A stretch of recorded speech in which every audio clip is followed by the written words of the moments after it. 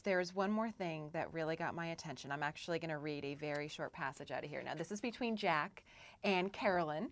Carolyn, of course, being somebody that Jack worked with, they never really got along, but they do get entangled in the mystery together. And I love their relationship because it can be combative, but it's very overtly sexual at the same time. You know, so you have all of these great things going on. She's significantly younger than he is, so that's another point of interest. But they're very great together, and they banter a lot. And here's one example. Am I supposed to play 20 questions to find out what you're doing here? You keep standing in front of the window like that, Jack said. We can make it an oral exam. With you, all it would be is a pop quiz. I love that. I think that perfectly exemplifies the relationship that these two characters have, and also the dialogue that you use. It's very sparse, but at the same time, it's very witty and funny, and there's a lot of zings in there, I guess. Well, you picked out where the book started from. The book started from my getting these two characters in my head bantering like that. And so for me, the heart of the book, the heartbeat, the pulse of the book is really a kind of 1930s screwball comedy.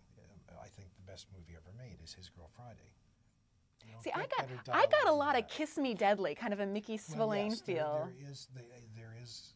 I actually just recently discovered Mickey Spillane as a writer. I knew him as a source material, right, and I knew him as an actor. He played his character for a while. I think if you reread him, when I read him for the first time, I realized he was very much a modernist. I mean, in Kiss Me Deadly, it's all the MacGuffin is radioactive waste. Mm-hmm.